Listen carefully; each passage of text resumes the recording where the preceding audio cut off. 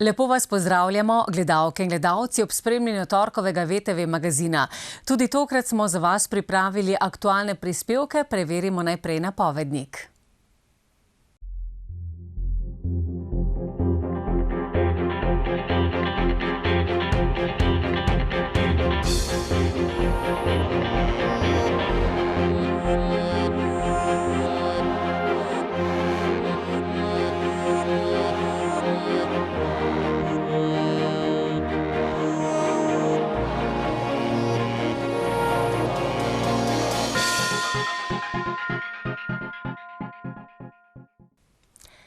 Ljudska iniciativa Velenje je v soboto organizirala drugi protestni shod zaradi visokih cen ogrevanja v Šaleški dolini.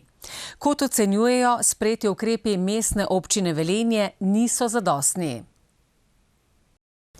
Potem, ko so občani in občanke Šaleške doline prejeli znatno povišane zneske na položnicah za komunalne storitve za mesec december, so v Ljudski iniciativi Velenje od mestne občine Velenje zahtevali ukrepe za omilitev posledic dviga cen ter dolgoročne ukrepe, s katerimi bi dosegli znižanje cen za toplotno ogrevanje. Na mestni občini Velenje so se odzvali in na januarski seji sprejeli ukrepe, s katerimi bodo znižali strošek ogrevanja na položnicah posameznega uporabnika daljinskega ogrevanja. Subvencionirali bodo ceno ogrevanja in sanitarne tople vode v višini 10 evrov za megavatno uro za januar in februar ter 5 evrov za marec in april. Komunalno podjetje Velenje pa je s 1. februarjem za približno 6% znižalo ceno toplote. Za ranljive skupine ohranjajo energijsko-toplotni dodatek, ki bo po novem 40% stroškov porabe toplotne energije, tudi za plin, z razpisi pa bodo sofinancirali ukrepe za zmanjševanje porabe toplote. Za nove ukrepe bodo z rebalansom proračuna namenili 1 milijon evrov. V Ljudski iniciativi s sprejetimi ukrepi mestne občine Velenje niso zadovoljni.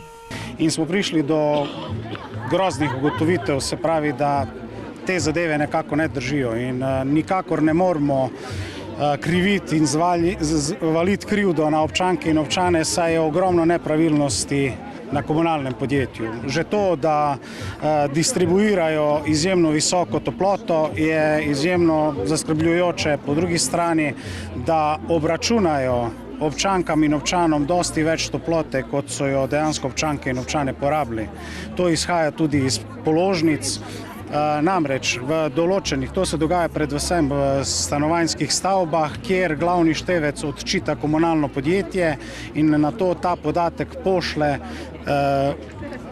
izvajalcu, ki deli vse te stroške na podlagi teh delilnikov toplote med etažne lastnike. In če je bilo v enem bloku porabljenih 10 enot, potem ta razdelilec to razdeli in komunalnemu podjetju sporoči, da so etažni lastniki plačali 12 enot. Nekje 13-14 odstopanja so različna. In dejansko komunalno podjetje zaračuna etažnim lastnikom več toplote, kot so jo dejansko etažni lastniki porabili. S tem se tudi prikazuje, da smo dosti bolj potratni. To je ena zadeva, ki smo jo ugotovili in se tega izjemno dobro zavedajo na komunalnem podjetju. Druga zadeva, ki se je pa naša občanka lotila in je šla preverjati vse položnice, saj je želela priti do podatka, na kak način smo sploh obračunavajo to obračunsko moč, in je ugotovila, da se je nekaj zgodilo med letom 2016 in letom 2017. Takrat so pač iz položnic je bilo razvidno, da obračunska moč je bila zaračunana v kilovatih, potem se je kar naenkrat začela obračunavati v megavatih. In poleg teh enot so ti odstotki bili izjemno visoki, saj menimo, da je tukaj prišlo do nekih napak, sicer na komunalnem podjetju trdijo, da ne. Hkrati se je pa tudi cena samega fiksnega dela zvišala za 50%. Po zadnjih podatkih iz leta 2016 je Termoelektrarna Šoštanj objavila, da skupaj vse enote, ki jih imajo za zagotavljanje toplotne enote, predstavljajo 120 megavatov. Ampak te enote nikoli ne zagotavljajo toliko toplot, ampak recimo dela ena ali pa maksimalno 2, nikoli 3 enote skupaj. In ko smo spraševali določene strokovnjake, koliko megavatov moči sploh potrebujemo, da zagotovimo nekih res najnižjih temperaturah to moč, je rekel, da več kot 100 oziroma 120 MW zagotovo ne.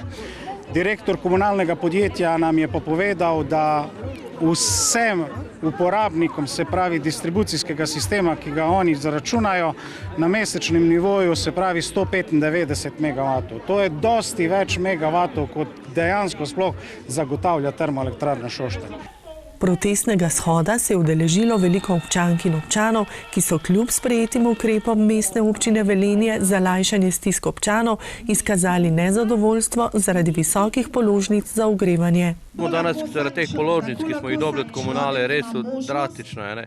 Jaz recimo dobil 511 €, sicer živimo z sinom v hiši, ampak glede na lansko obdobje v istem tem času smo imeli 240, zdaj pa 511, pa sploh ne vemo zakaj. Pa tudi druge, niso tu problemi, samo toplotna energija, ko navajo. Recimo slivne vode pri nas, jaz sem dobil 25 kubikov, da plačam pač za strošek za odvajanje teh slivnih vod. Ko rečemo, da je zimi, tek in tek je malo bilo deža, pa ne vem, kako to zračunajo, 25 kubikov pa 750 litrov, to je pa res absurd, ne vem. Kako vam bi rekla, da imamo izolirano stopnico. 4 leta sem plačevala po 40 €, ker pod pragom revščine, mož pa še večje. In zdaj 2 radiatora imam samo prižgana, ki jih več niti nimam, ker so se pokvarile. In zdaj me še za tiste strahti, prvo, ko bom zdaj prišla domov, bom pogledala, če si je mož privoščil. Leži pod 2 kontrama, 82 let star, pa 3 termoforje zraven posli. Ste pa dobili položnico? 177 €. Samo 2 radiatora občasno odprta, ker nimam radiatora v dnevni, mi je crkno, pa v kopalnici isto. Zdaj bom pa prvo pogledala, če je ima prižgano, pa bom še en kolter dala, če res pa še en termofor. A ste dali vlogo za toplotni dodatek? Nisem dala, samo mislim, da ne bom upravičena, ker je penzija je sicer pod pragom revščine, ampak ne bo. Ljudska iniciativa je komunalnemu podjetju Velenje in Mestni občini Velenje očitala številne nepravilnosti.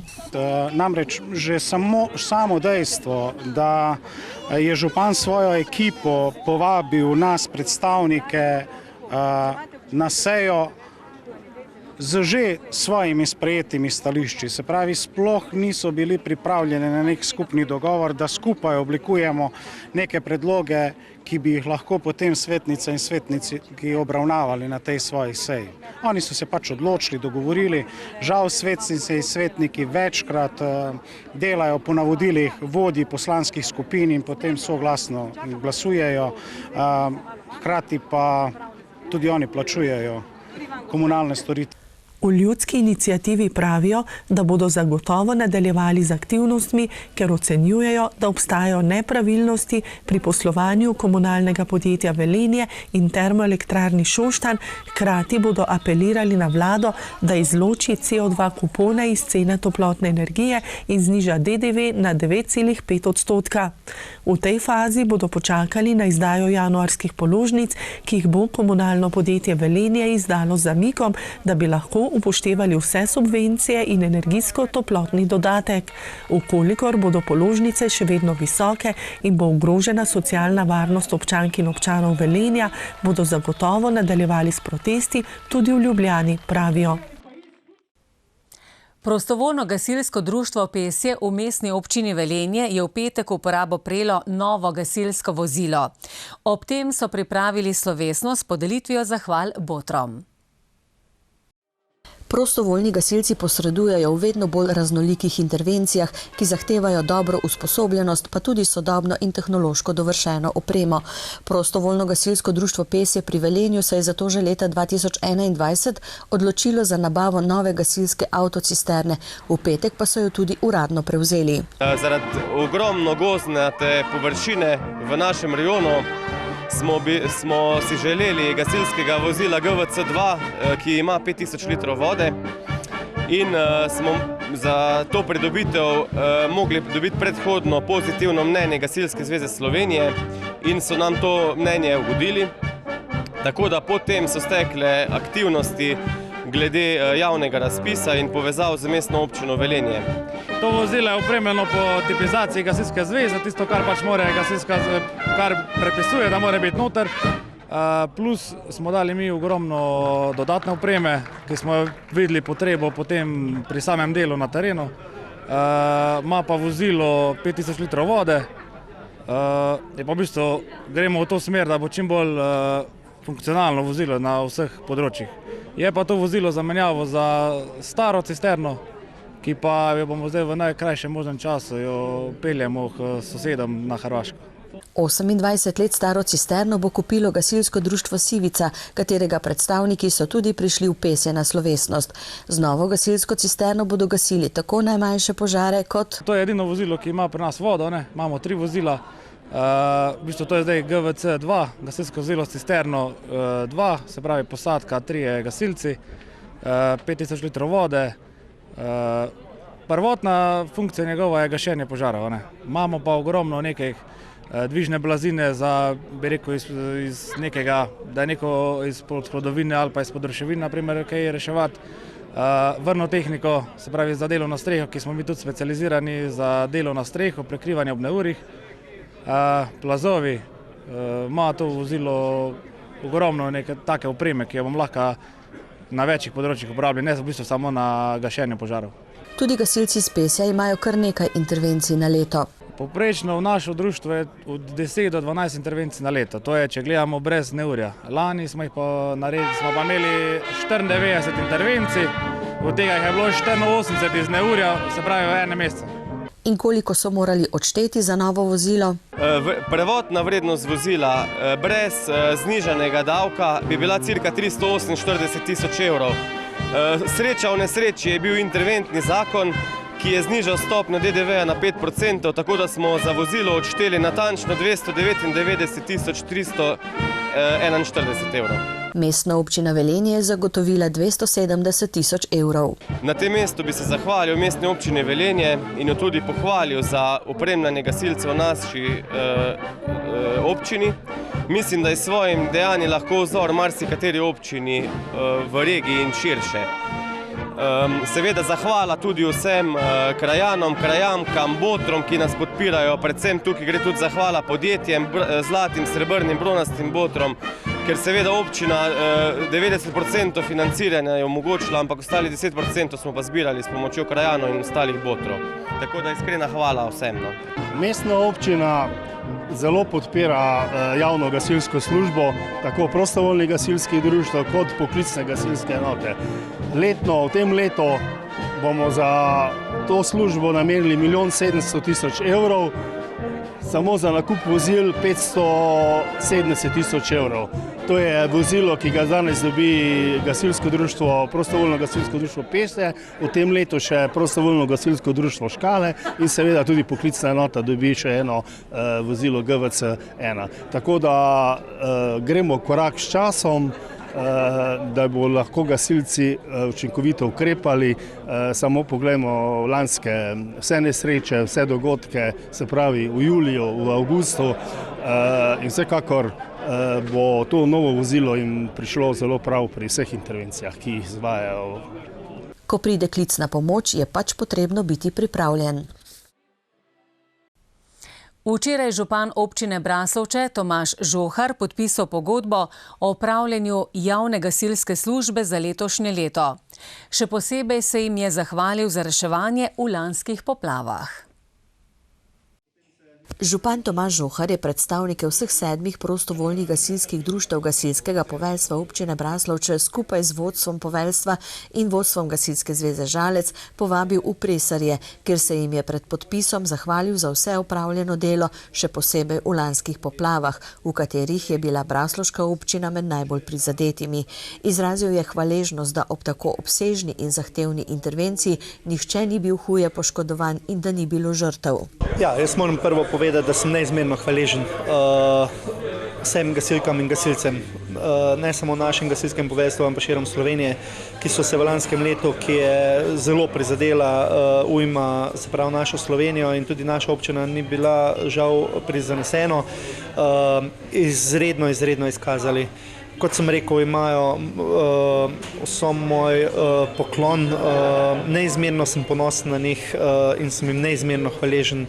Namreč dejstvo je, da so osrednji steber naše lokalne skupnosti in celotne družbe, ne samo, da pomagajo in žrtvujejo svoje življenje takrat, ko je to potrebno v času intervencij, ampak dejansko tudi vzgajajo mladino, povezujejo, bom rekel, družbo med sabo in to je tisto najpomembnejše, kar v bistvu neki lokalni skupnosti je.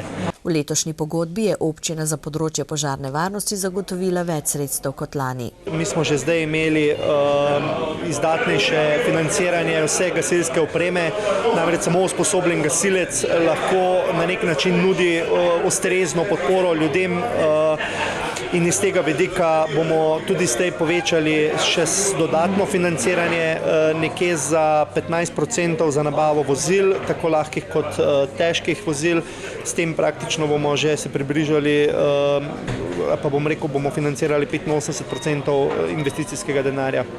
Sredstva, ki so namenjena v letošnjem letu za gasilstvo v naši občini, so slabih 300 000 evrov, s tem, da so tukaj še potem civilna zaščita, ki je pa še dodatno financirana in ki namenjamo izredno pomembno vlogo, namreč zadnjih 5 let praktično je aktivna ves čas in nujno potrebno je, da tudi z vidika civilne zaščite imamo ustrezno usposobljenost in pa opremo. Kot je omenil župan, bo letos prostovoljno gasilsko društvo Grajska vas praznovalo 120-letnico, prostovoljno gasilsko društvo Gomilsko pa bo nabavilo novo vozilo. Pred podpisom pogodbe so zbrane nagovorili tudi predsednik Gasilske zveze Žalec Milan Pustoslemšek, poveljnik gasilskega poveljstva občine Braslovše Miloš Drnač in poveljnik Gasilske zveze Žalec Ludvik Meklav.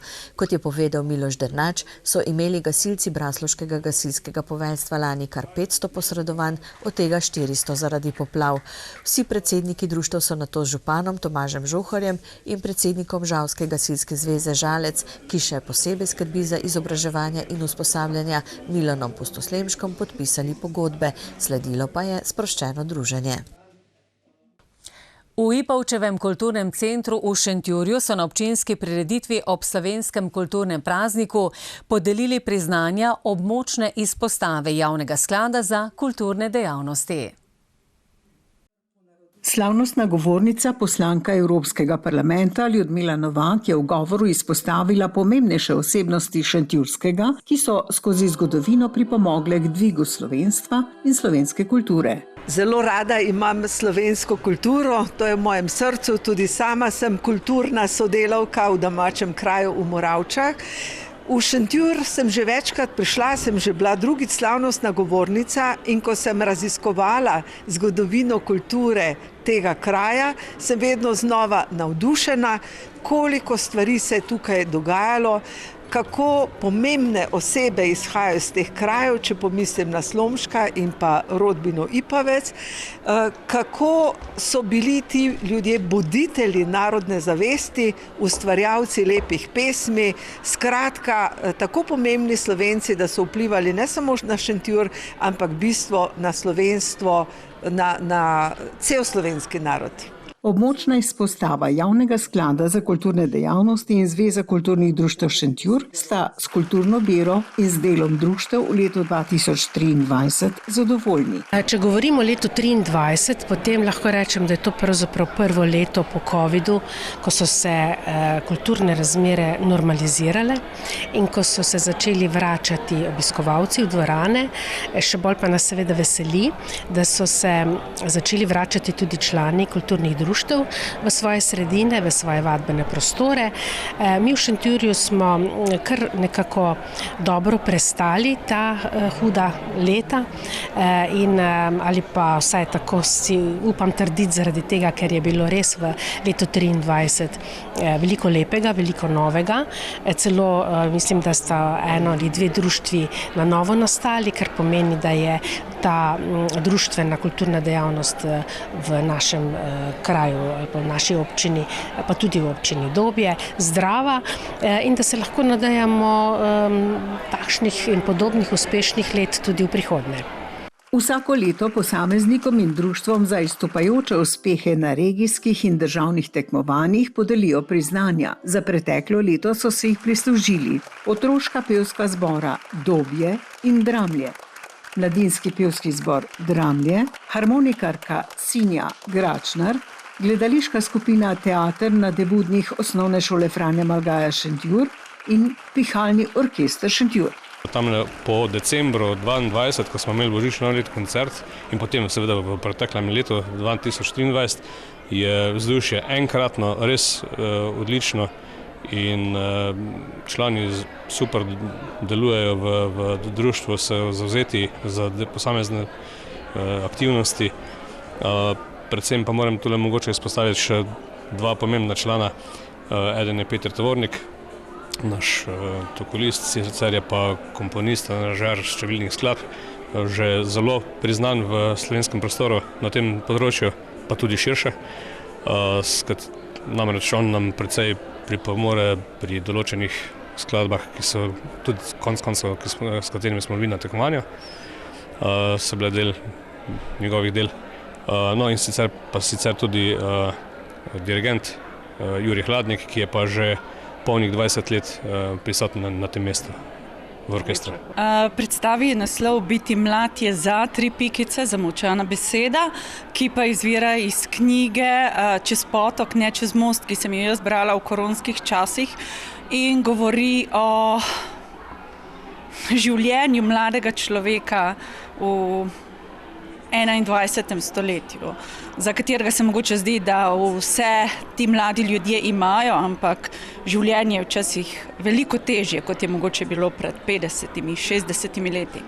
Občina Šentjur si za uspešno delovanje društev in posameznikov v ljubiteljski kulturi prizadeva z vlaganji znatnih sredstev v prostorske in druge pogoje dela. Lahko rečem, da gre kar dobršen del proračuna tudi tako za ljubiteljsko kulturo, kakor tudi za investicije v kulturo.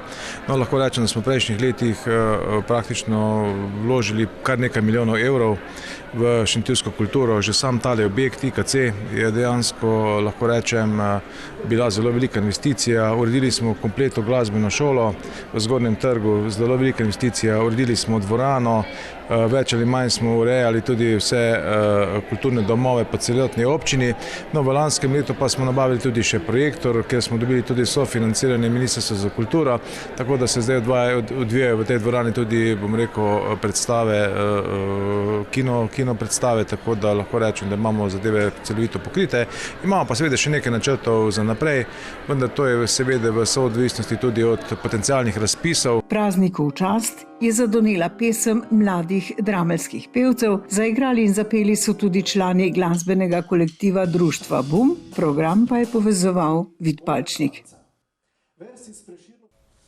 V Kulturnem domu v Slovenj Gradcu so včeraj pripravili osrednjo proslavo ob slovenskem kulturnem prazniku. Na njej so podelili najvišja odličja na področju kulture v mestni občini Slovenj Gradec. V Slovenj Gradcu te podelitve potekajo že od leta 1975 v spomin na kiparja Franca Brnekerja, ki je svoja najboljša dela ustvaril na Dunaju, po vrnitvi v domovino pa se je nekako izgubil in potonil v pozabo. Kot prvi med našimi umetniki je Brneker poveličeval človekovo socialno trpljenje. Na prireditvi je bil slavnostni govornik, predstavnik lanskoletnih zmagovalcev Koroškega deželnega teatra Sergej Dolenc. Nekako sem prepričan, da bi moral v kulturi govoriti vsem tistim, ki jih danes ni tu.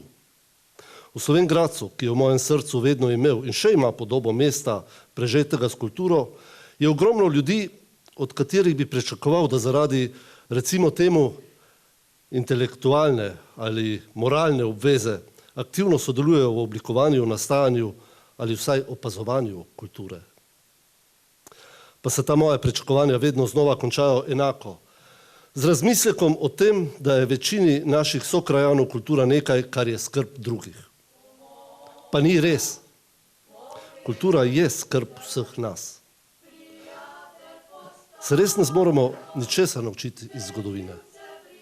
Nam res ni jasno, da je edino kultura tista, ki nas je kot ljudi vedno povezovala. Da je kultura tista, ki nas konec koncev dela človeške. nam res še vedno ni jasno, da nas ne bo iz bede vsak dana rešil odrešenik, ampak naša kultura. V prvi vrsti srčna kultura, kultura komuniciranja, kultura obnašanja in takoj na to ali pa sočasno kultura ustvarjanja. Pravzaprav je vse, kar si želim, da začnemo živeti kulturno. Se zavedati, da imajo naša dejanja, naše besede posledice in da je vsak trenutek, ki ga živimo, posledica dejanj naših prednikov. Za trenutek razmislimo o tem, kakšen bi bil danes naš svet brez kulture naših prednikov. In prav zato, z vso spoštljivostjo, gojimo kulturo, ne zato, da je nam dobro, pač pa zato, da bo bodočnost za namcev dobra. Naj končam. In prepustim oder ljudem, ki jih globoko spoštujem, ljudem, ki kulturo živijo. Hvala vsem, ki ustvarjate na področju kulture, hvala vsem, ki ustvarjate tako na ljubiteljski kot tudi na profesionalni ravni. In hvala vsem predlagateljem, ki ste prepoznali, da je med nami ogromno posameznikov ali skupin, ki bi si zaslužili to najvišje občinsko priznanje. Najžlahtnejše odličje na področju kulture v mestni občini Slovenj Gradec Brnekerjevo nagrado je prejel multimedijski umetnik Tomislav Gangl za mednarodno odmevne dosežke na področju animacije in 3D videomappinga ter velik avtorski prispevek razvoju likovne kulture v občini. Od leta 2012 sodeluje tudi skupina Laibach. Tomislav trenutno z Mojco Kamnik ustvarja film Pot po spominu, ki bo namenjen ljudem z demenco. V svojem govoru je izrazil zadovoljstvo, da se je na področju umetnosti uvrstila tudi disciplina, s katero se ukvarja. Načrtujem še več, še boljših, še bolj zanimivih projektov, teda to je neka taka dodatna motivacija pa spodbuda in še enkrat hvala lepa. Podeljene so bile 3 Brnekerjeve plakete. Prvo je prejelo Društvo ljubiteljev knjig Meškova Bokvarna, ki je bilo pred 20 leti ustanovljeno z namenom, da bi ljudje spoštljivo ravnali s knjigami in da bi uslužene knjige našle svoj prostor in živele naprej. Druga Brnekerjeva plaketa je šla v roke umetniku digitalne grafike Mojmirju Plevniku Mojču, znanje po svojih instalacijah ter akrilih na platnu. Na področju digitalne umetnosti je z digitalnimi grafikami dosegel prepoznavnost v slovenskem prostoru. Prejemnik 3. Brnekerjeve plakete pa je bil klarinetist Rok Ruprecht, ki že vrsto let aktivno deluje kot solist in komorni glasbenik. Z Wolfovo glasbo tvorno povezuje Slovenj Gradec z Dunajem. V kulturnem programu je nastopil Koroški deželni teater z igro, ki je Shakespeare. V soboto sta v velenjski Rdeči dvorani potekala judo festival in državno prvenstvo v judo za kadetinje in kadete. Športni dogodek je zaznamovalo tudi odprtje nove sodobne tribune. Judo velja za eno najbolj popularnih borilnih veščin na svetu. V soboto se je v Rdeči dvorani Velenje v dopoldanskih urah na festivalu juda pomerilo 184 najmlajših judoistov in judoistk. Popoldne pa na državnem prvenstvu 176 judoistk in judoistov v starosti med 16 in 18 let. V okviru Zveze tekmovalne komisije smo se odločili, da bomo organizirali, se to že poteka več let, en tak festival juda, na katere povabimo tudi najmlajše, da se malo pomerijo, da se družijo, sklepajo nova prijateljstva in da uživajo, da preživijo pozitivno in prijetno dan. Državno prvenstvo kadetsko, se pravi, tukaj se lovijo norme za nastope na večjih tekmovanjih, evropskih pokalih, evropskih prvenstvih, tako da če gre pri teh malih bolj za igro, za šalo, gre pri kadetih pa že za res. Moram pohvaliti velenjski judo klub, ker je res zelo dobro, odlično organiziral to prvenstvo in zelo fantastično pripravo dvorano, tako da si samo želimo, da bi bila vsa državna prvenstva organizirana na takšnem nivoju. Judo festival in državno kadetsko prvenstvo sta v sodelovanju organizirala Judo zveza Slovenije in Judo klub Velenje, ki je dogodek posvetil lani preminulemu dolgoletnemu predsedniku Judo kluba Velenje Zdenku Slatnarju. Organizacija je trajala v bistvu že kar dober mesec dni. Morali smo pripraviti vse blazine, transport, potem urediti dvorano, včeraj smo zelo dolgo postavljali. Potem tudi veliko otrok je potrebnih za takšno tekmo, da lahko pomagajo na kamerah in na semaforjih. Tako da ja, je kar se tiče organizacije, je zelo velik zalogaj. Ja, zaenkrat imamo v planih, da vsako leto priredimo memorial Zdenka Slatnarja, ki nas je lansko leto nažalost prezgodaj zapustil. Tako da bomo še velikokrat organizirali takšna tekmovanja. Ljubitelje popularne japonske borilne veščine sta v Rdeči dvorani Velenje pozdravila in nagovorila tudi župan mestne občine Velenje Peter Dermol in generalni direktor Direktorata za šport na Ministrstvu za gospodarstvo, turizem in šport, magister Dejan Plastovski. Jaz sem izjemno ponosen, kajti pravzaprav je organizacija teh dogodkov, ki je bila izvedena v zadnjih letih v Rdeči dvorani, pomenila izjemno promocijo za naše mesto, tudi za vse tiste, ki organizirajo te dogodke, torej same organizatorje, javni zavod, Rdečo dvorano, športno zvezo in vse ostale. In ravno pred tednom dni so me klicali tudi iz Rokometne zveze Slovenije, da bi bilo dobro, če bi tudi mi prevzeli popolno organizacijo enega odličnega dogodka, ženske rokometne tekme med Francijo, ki so konec konca svetovne prvake, in pa Slovenijo tukaj v Rdeči dvorani. Skratka, to pomeni in to govori o tem, da smo postali zelo dobri in prepoznavni organizatorji in da moramo seveda na tem graditi. Imamo dobre kadre, odlično delamo na tem področju, potrebujemo še pa vedno znova nekaj finančnih sredstev, da še kaj naredimo na področju športne infrastrukture, in dokler imamo sogovornike na ravni države, se seveda ne bojim, da ne bomo uspeli še kakšen projekt pripeljati v Velenje in uspešno realizirati. Ste že vstopili v dvorano, lahko pogledate, da je več ali manj so vsi nasmejani, dobre volje. Šport res združuje, šport tudi prinaša pozitivna čustva in ob takih dogodkih se v bistvu res vprašamo, da je v življenju še kaj več, kot pa samo problemi, s katerimi smo soočeni iz dneva v dan, in je prav, da take dogodki obstajajo, prav je, da se dogajajo po celi Sloveniji. Zelo sem vesel, da sem danes tukaj v Velenju, kjer bomo imeli slavnostno otvoritev tele lepe tribune. Na nek način, ko se v športu pogovarjamo, se ne pogovarjamo samo o tem, kar se na terenu dogaja, ampak je treba poskrbeti tudi za tiste, ki pridejo športnike pogledati, in je prav, da se je tudi mestna občina odločila za tako investicijo v sodelovanju z državo, se moramo tudi poskrbeti za naše navijače. Mladi judoisti Tatami judo kluba iz Ljubljane so povedali, koliko časa so se pripravljali na judo festival, koga si želijo premagati in kaj mora znati vsak judoist. Zelo, ja, en mesec. En mesec, ja. Ja, en mesec. En mesec pa pol. Ja, jaz imam Kim, ker z njo sem se prejšnjič borila, pa sem jo zmagala, pa meni se zdi, da Leo. Kaj pa ti, koga želiš danes premagati? Ilić Mihajlo tam. Zakaj pa? Zato, ker on vedno mene. Pač, da dober drži končni prijem, pa da se dobro zbori, to je važno. Na popoldanskem državnem prvenstvu kadetin in kadetov so tekmovalci lovili normo za uvrstitev na mednarodna tekmovanja.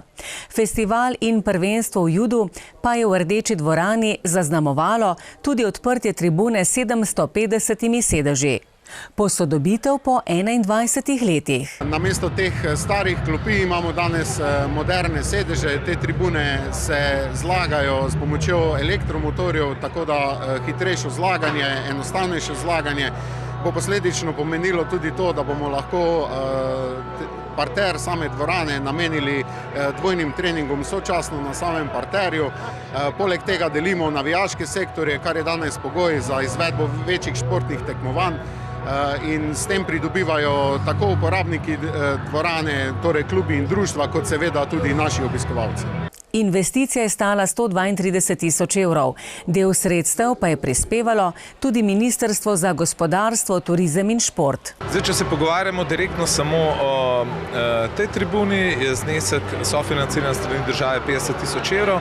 Sicer je pa to še vezano na razpis, ki je bil v preteklem letu, v letu 2023, kjer smo skupaj imeli na voljo malo čez 10 milijonov evrov, s tem, da je bilo počrpanih malo manj kot 8 milijonov. V zadnjem letu je Rdeča dvorana v Velenju gostila najprestižnejša športna tekmovanja, tako na državnem kot mednarodnem nivoju.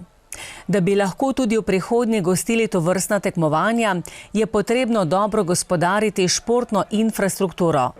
Na področju športne infrastrukture se vedno znova pojavljajo nove potrebe. In vedno, ko se pojavi priložnost za to, da seveda lahko kakšen projekt sofinanciramo iz katerihkoli drugih sredstev, to priložnost izkoristimo in tudi v tem primeru je bilo temu tako. Tudi na pobudo Rdeče dvorane, torej da je potrebno ta del tribun obnoviti, prenoviti, smo pripravili projektno dokumentacijo, pridobili vsa soglasja in seveda tudi s pomočjo države, Ministrstva za gospodarstvo, turizem in pa šport, seveda uspešno izvedli ta projekt. Torej danes imamo nove tribune za navijače in imamo tudi odličen festival Juda. V tem letu bodo Rdeči dvorani ŠRZ Velenje pripravili tudi potrebno dokumentacijo za zamenjavo strehe, ki je predpogoj za zamenjavo prezračevalnega sistema in postavitev sončne elektrarne na Rdeči dvorani. Sledi iskanje finančnih sredstev in nato izvedba investicije. Ta konec tedna in v torek se bodo zvrstile pustne oziroma karnevalske prireditve. Na Vranskem so pustni generali Vranarji že v nedeljo prevzeli oblast v občini. Pustni čas je na Vranskem zelo pester, za kar poskrbijo generali Vranarji. Prične se na nedeljo pred pustnim vikendom s prevzemom oblasti in razglasitvijo pustnih zakonov, ki jo pripravijo po 10. maši v župnijski cerkvi. Vranski generali smo točno polnoči in 1 minuto vdrli v občino Vransko, kjer smo zapečatili prostore. Županja ni kazala nobene begosumnosti in potem smo odprli občinsko blagajno in smo ugotovili, da je prazna. In zdaj zaradi tega bomo mogli to blagajno napolniti in po vzoru naše vlade si bomo denar sposodili preko ljudskih pustnih obveznic in pa tudi z višanjem davkov. Veseli so bili obiska visokih gostov, predsednika vlade in predsednice državnega zbora, ki sta bojda priletela na letališče v Čepljah z vladnim falkonom. Generalska oblast na Vranskem ima očitno zelo dobre zveze z vlado in ministrstvi, tako so predstavili tudi računalnik iz zalog Ministrstva za digitalno preobrazbo. Vranski generali smo bili prvi, ki smo dobili prvi primerek tega računalnika. Ti računalniki se nahajajo v ta velikem kontejnerju na zbirnem centru Symbio v Čepljah. Ta računalnik smo danes tudi razkrili širši javnosti. Je pa to vrhunski model, ki ne rabi nobene nadgradnje, nobene posodobitve, prav tako ne rabi električnega napajanja, varen je pred hekerski napadi in ta računalnik smo tudi danes predstavili tukaj širši javnosti. Pustni karneval na Vranskem je letos že 67. Prvič so z oblasti vrgli županjo, ki pa zaradi tega ni bila pretirano zaskrbljena. Res je, to je že zdaj tradicionalno, 67. predaja pustne oblasti. Jaz verjamem, da glede na to vse, kaj smo danes slišali, kar so nam generali predali, verjamem, da bojo dobro zastopali občino naprej, tako da lahko grem zdaj brez vsake slabe vesti za en teden na dopust. Verjamem, da bodo tudi kaj nabrali sredstev v našo občinsko blagajno, da bomo lahko še kaj več naredili dobrega skupaj za ljudino. Ob tej priložnosti so posebno čast izkazali najstarejšemu generalu Vranarju. Vranski pustni karneval ima zelo dolgo tradicijo, letos že 67. leto. Od samega začetka je eden izmed prvih ustanoviteljev Vranskega pustnega karnevala tudi Vlado Rančigaj, ki letos točno na današnji dan, na prevzem pustne oblasti, praznuje 87. rojstni dan. Danes smo se mu na nek način poklonili, salve z Brvarjevega griča, prelet bombnikov in skupaj pa smo mu podarili tudi torto in zapeli vse najboljše. In ob njegovem rojstnem dnevu mu želimo veliko zdravja in da bi še naprej udeleževal pustnega rajanja tukaj na Vranskem. Ne poznam človeka, pa ne punce, ne deda, da bi ne bil vzhičen nad častjo, ko so me pripravili moji kolegi. Prvič sem čutil, da mi je toplo pri srcu in mi sploh ni žal, da sem 67 let sodeloval pri vseh karnevalih, razen 2-krat, 3-krat, ko ne enkrat zaradi smrti. Drugač pa druga sreča je to, da se karneval na Vranskem nadaljuje, ker smo dobili odličnega organizatorja, generala Aleksandra. In vesel sem, da je tudi ena izmed prireditev, ki jih je bilo včasih zelo veliko, ki je obstala celih 67 let. Nekaj je in verjamem, da bo karneval na Vranskem še dolgo delal. Vsi govorijo, vse imen, ne, ja, se ti še ljub in tako dalje. navejo, da je smeh ena izmed boljših vrednot v življenju. Generale na Vranskem pa krasi tudi izjemna delavnost. Ta teden imamo zelo veliko pustnih nalog, gremo na teren tako kot vsako leto, v sredo obiščemo tradicionalno že vse občine v Savinjski dolini in pa tudi upravno enoto, obiščemo vse lokale, kjer preverjamo naš zakonik po vzoru košarice živil, pričakujemo, da bojo gostinci tudi cene spustili, predvsem na alkoholne pijače, da se bodo ljudje v pustnem času lažje in pa bolje zabavali in čaka nas res ogromno dela. Bomo pa tudi prijazni do naših državljanov, vsem našim državljanom obljubljamo 600 evrov dodatka, ki ga bomo izplačali 30. februarja. Zabavno pa je bilo že ob prevzemu oblasti, za kar so poleg Vranarjev poskrbeli tudi kurenti iz Ptuja. Letos so tudi ponovno dokazali, da pustna oblast ne samo govori, ampak ljudem tudi kaj da, seveda, slastne pustne krofe. Gledalke in gledalci, spremljali ste torkov VTV magazin. Srečno!